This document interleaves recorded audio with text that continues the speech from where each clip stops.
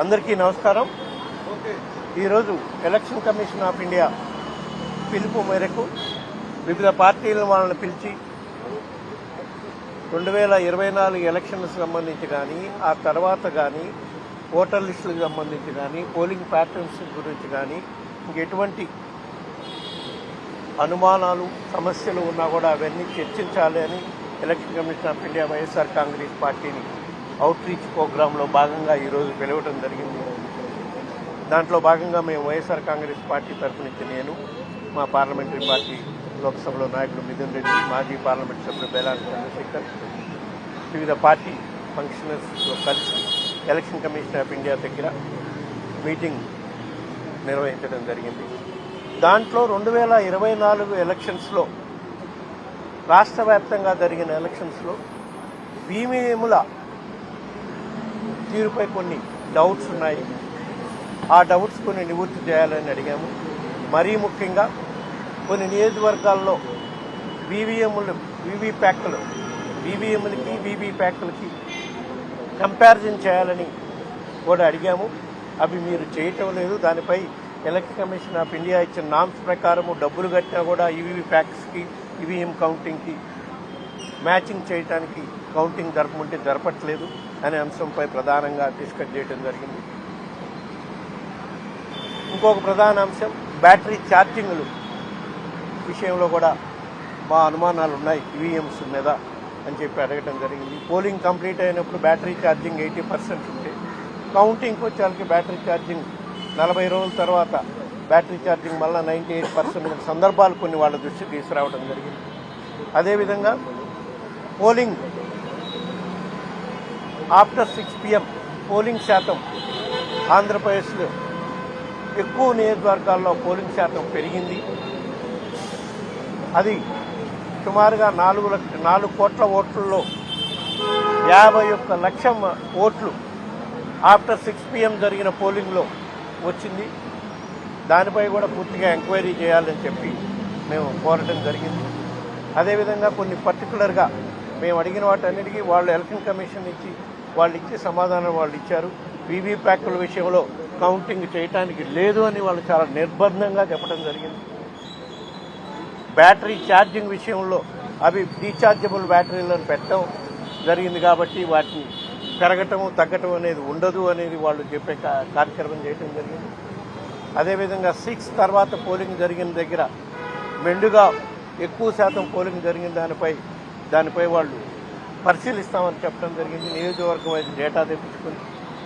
ఇంకొక అంశం 2014, 2020 కన్నా రాష్ట్ర వ్యాప్తంగా కొన్ని నియోజకవర్గాల్లో పోలింగ్ సంఖ్య గణనీయంగా పెరిగింది. ఓటర్ సంఖ్య గణనీయంగా పెరిగిందని చెప్పి ఒక రాయచోటి నియోజకవర్గంలో ఎగ్జాంపుల్గా కూడా ఇవ్వడం జరిగింది. దానికి ఎలక్షన్ కమిషన్ ఇచ్చి చాలా సానుకూలంగా స్పందించారు. ఆ నియోజకవర్గం నుంచి ఓటర్స్ డేటా తెప్పిస్తామని చెప్పడం జరిగింది. అన్నిటికన్నా ముఖ్యంగా ఈరోజు ఎలక్షన్ కమిషన్లో జరిగిన దాంట్లో ప్రధానంగా ఈ ఓటర్ల పెంపు సంఖ్యని ఏ విధంగా అయితే ఇప్పుడు బీహార్లో స్పెషల్ ఇంటెన్సివ్ రివిజన్ జరుగుతుందో ఓటర్ల నమోదు, అదేవిధంగా ఆంధ్రప్రదేశ్ రాష్ట్రంలో కూడా చేయడానికి ఎలక్షన్ కమిషన్ ఒప్పుకుందని చెప్పి సందర్భంగా తెలియజేస్తున్నాం. ఇంకో ప్రధాన అంశం ఏవైతే ఈవీఎంల పై ఉన్న టెక్నికల్ డౌట్స్లో భాగంగా ఒక నియోజకవర్గం ఆంధ్రప్రదేశ్లో ఏ విధంగా పోలింగ్ ప్యాటర్న్ జరిగింది అనేది కూడా చెప్పడం జరిగింది. మరీ ముఖ్యంగా హిందూపూర్ నియోజకవర్గంలో పోలింగ్ నెంబర్ బూత్ నెంబర్ సహా కూడా ఇవ్వడం జరిగింది. Polling booth number 157, number 20 Hindupur assembly parliamentary కాన్స్టిట్యున్సీలో, పోలింగ్ స్టేషన్ నెంబర్ 28లో ఏ విధంగా పోలింగ్ ప్యాటర్న్ జరిగింది అనే దానివల్ల మాకు ఈవీఎంలపై అనుమానం ఉంది అని చెప్పి ఎక్స్ప్లెయిన్ చేయడం జరిగింది. వాళ్ళు దీనిపై క్షుణ్ణంగా దర్యాప్తు చేయిస్తామని కూడా చెప్పడం జరిగింది. ఎందుకంటే మీకు కూడా తెలియాలి, ఎందుకు మనం ఏదో మేము ఓడిపోయామని చెప్పి ఈవీఎంల మీద నెపం చూపే కార్యక్రమం కాదు. ప్రాక్టికల్గా ఈవీఎంల మీద ఉన్న ఆరోపణల్ని వాళ్ళ ముందు పెట్టడం జరిగింది.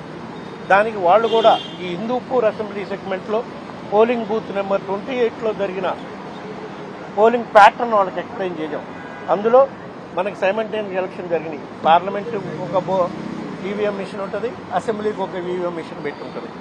దాంట్లో వైఎస్ఆర్సీపీ పార్టీకి పార్లమెంట్లో 472 ఓట్లు వస్తే సేమ్ బూత్లో అసెంబ్లీకి వైఎస్ఆర్సీపీ క్యాండిడేట్కి కేవలం 1 ఓటే వచ్చింది. మళ్ళా ఇండియన్ నేషనల్ కాంగ్రెస్కి పార్లమెంట్కి 1 ఓటు వచ్చింది అదే బూత్లో. అసెంబ్లీకి ఇండియన్ నేషనల్ కాంగ్రెస్కి 464 ఓట్లు వచ్చింది. టీడీపీకి పార్లమెంట్లో 8 ఓట్లు వచ్చినాయి. పార్లమెంట్లో అసెంబ్లీకి కేవలం 95 వచ్చింది. ఎందుకంటే ఆంధ్రప్రదేశ్లో కాంగ్రెస్ పరిస్థితి ఎట్లా ఉందనేది మనకందరికీ తెలుసు. సో ఇంత ప్యాటర్న్, ఓటింగ్ ప్యాటర్న్లో అసెంబ్లీకి పార్లమెంట్కి డిఫరెన్స్లు ఉన్నాయి. పార్టీకి కూడా ఏ విధంగా ఇంపార్టెన్స్ ఉన్న పార్టీకి, ఇంపార్టెన్స్ లేని పార్టీకి ఏ విధంగా డిఫరెన్స్ వచ్చినాయి. ఇందువల్లే మాకు ఈవీఎంల మీద అనుమానాలు ఉన్నాయి. అందువల్లే ఈవీఎంల మీద రకరకాల అనుమానాలు వస్తున్న సందర్భంగా తప్పకుండా రాబోయే రోజుల్లో మీరు చాలా స్వాగతించవలసిన అంశం, మీరు special intensive revision of voters పెడతా ఉన్నారు. దానివల్ల ఈ దొంగ ఓట్లు, ఎక్కడన్నా ఎక్కువ ఓట్లు ఉన్న దగ్గర అనుమానాలు తొలగిపోతాయి. అదేవిధంగా నేషనల్ వైడ్ బ్యాలెట్ పేపర్లతో నెక్స్ట్ ఎలక్షన్స్ పోయే కార్యక్రమం కూడా ఆలోచించుకోండి. ఇది ఒక మా పార్టీ తరఫు నుంచి మీకు సూచన అని కూడా చెప్పడం జరిగింది. ఎందుకంటే ప్రపంచంగా ఉండే డెవలప్మెంట్ అవుతున్న దేశాల్లో భారతదేశం ఇప్పుడు భారతదేశం 4వ ఎకానమీ, డెవలపింగ్ ఎకానమీగా ఉంది. మన ముందున్నాయి యుఎస్ఏ కానివ్వండి, జర్మనీ కానివ్వండి, యూరోప్ కానివ్వండి, చాలా చోట్ల బ్యాలెట్ ద్వారానే ఎలక్షన్లు జరిగే ప్రక్రియ ఈ రోజుకి నడుస్తుంది డెవలపింగ్ కంట్రీస్లో. సో మనం కూడా ఇది ఒకసారి పునరాలోచించి రాబోయే ఎలక్షన్స్ ఎప్పుడు జరిగినా బ్యాలెట్ ద్వారా జరిగితే పారదర్శకంగా ఉంటుందని ప్రజలు నమ్ముతారని ఇది వైఎస్ఆర్ కాంగ్రెస్ పార్టీ యొక్క అభిప్రాయం అని చెప్పడం కోసం. Thank you. ఇప్పుడు అందరూ అడుగుతున్నటువంటి ముఖ్యంగా అధికార పార్టీ ఇప్పుడు నేను ఓడిపోయాక మళ్ళీ ఇందాకనే చెప్పాను కదమ్మా. కాదమ్మా, ఇందాకనే చెప్పాను నేను. ఈవీఎంల మీద డౌట్లు ఉంటాయనడానికి ఎగ్జాంపుల్ కూడా చెప్పాను నేను.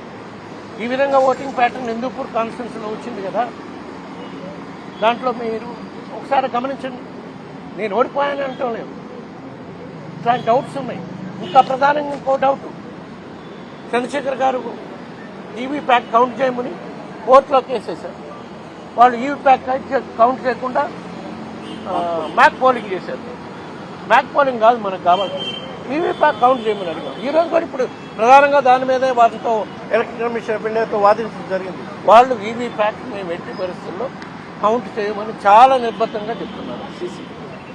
సీసీ ఫుటేజ్ అన్నా ఇవ్వమని అడిగారు, అది కూడా ఇవ్వడానికి లేదు అని. ఈ గైడ్ లైన్స్ అట్లా ఉన్నాయి మాకు, అంతే అండి. అదే దట్స్ వాట్, అందుకని అడిగాం మేము. మీరు ఇంత నిబద్ధంగా చెప్తున్నారు కాబట్టి ఈ అనుమానాన్ని తొలగాలంటే ఈఎంల మీద అనుమానాలు ఏ విధంగా హిందూపూర్లో బూత్లో సహా చూపించాం. ఏ విధంగా వీవీప్యాట్లు మీరు లెక్కించమంటున్నారు. ఇన్ని అనుమానాలు ఉన్నాయి కాబట్టి మేము రాబోయే కాలంలో ఈ అనుమానాన్ని తొలగించడం కోసం బ్యాలెట్ ద్వారా ఎలక్షన్ పోతే మంచిది, ప్రజలకు ఒక నమ్మకం కుదురుతుంది ప్రజాస్వామ్యంపై, మీ యొక్క ఈ కాన్స్టిట్యూషన్ పై అనేది మా దేశవ్యాప్తంగా చాలా పార్టీలు కూడా ఇలాగే బ్యాలెట్ పేపర్ కోసం అడుగుతున్నారు. అన్ని పార్టీలకు అనుమానాలు ఉన్నాయని మీరే చెప్తున్నారు కదా.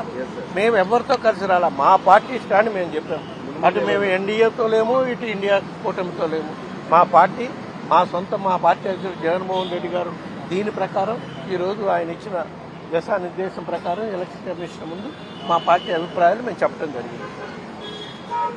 Okay, thank you.